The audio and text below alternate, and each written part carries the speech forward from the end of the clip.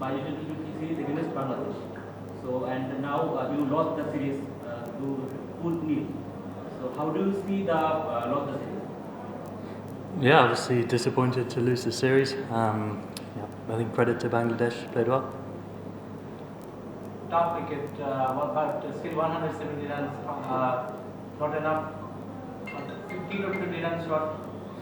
Yeah, not quite enough. I thought it was an outstanding bowling display from us to take it that deep and put pressure on Bangladesh to chase those runs. Different style of T20 match. Low scoring and the extra sort of 10 or 15 runs would have probably been crucial in that game. Will? Jos, can you talk us through the changes in your order today and why you decided to do that? Yeah, I think just looking at the first game, we obviously got a bank of left-handers in our middle order. Just an opportunity to change that up a little bit. I think David Milan very comfortable opening or batting number 3, and just felt like maybe a good change to pose some different questions to the opposition, and just to sort of try and break up our right and left-handers. Did you sort of worry that your own presence at the top of your league is extremely consistent for 5 or so years, franchise and international cricket? Did you worry that you were kind of moving straight to cover a weakness? No, I think it's quite a unique series that we're currently at, and just trying to sort of win the game in front of you and do what you think is right on the day. I'm very comfortable batting anywhere in the order. I've spent a hell of a lot of my career as a middle order player as well. So, and I think we've got some good options. I just felt like it would be an opportunity to try something different. I don't really read too much into it either way. That I know I've done well at the top of the order, but so have the other guys as well. And the opportunity for Mo to go in at number 3, something he's done incredibly successfully in the IPL for Chennai. So still some good strengths there as well. Do you obviously lost Will Jackson and Tom Abel both to injury before this season. Do you regret not calling up another batsman just to give you a few more options? Because you are a bit boxed in, aren't you? You've got your 6 batters and a load of all-rounders, and actually, as you see tonight, loads of bowling options as well, like Chris Jordan and Chris Woakes only bowled 1 each, which is nice to have, but at the same time. Yeah, absolutely. It's a different balance, and it's a different kind of feel to the team. I think wanting to give exposure to guys, especially who in these conditions, who will also be probably play a part in the 50 over World Cup.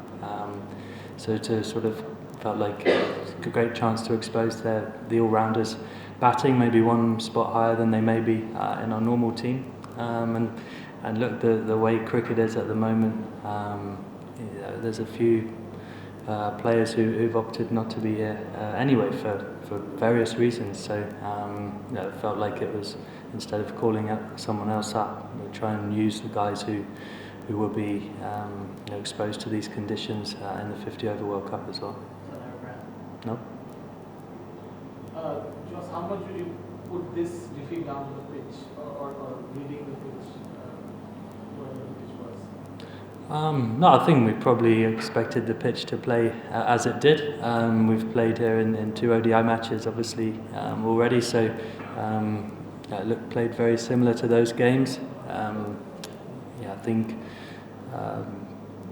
We know the challenge here. You've got to adapt and play well. And as I say, we're not miles off. In 10 or 15 runs in those kind of games would be crucial. And I thought, as I said before, I thought our bowling performance was brilliant. We're unlucky not to take more wickets as well. So on another day, we'll probably pick up a couple more wickets in those middle overs. And I thought we did well to sort of put so much pressure on Bangladesh. Jofra bowled a little quicker today. One of the bails flew up to leg. Yeah, he can certainly bowl quite fast. At the back.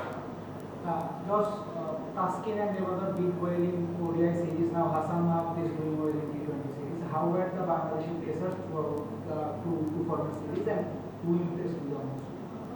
Yeah, they're doing really well. I think Taskin has been performing really well for a number of months, year and a half, 2 years. Last couple. Just, sorry, another question about the wicket. How did you see the wicket behaving over the course of this game? Because during the England power play, there was good bounce on over. Later, did it slow down? Not particularly, I don't think.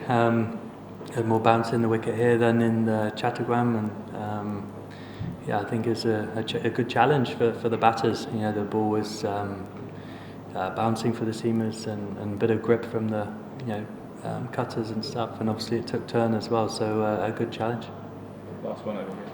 Josh, last night in a PSL match, almost 550 runs were scored in a T20 match, and today we have seen that both the teams together, they couldn't put up even half the runs in 40 overs.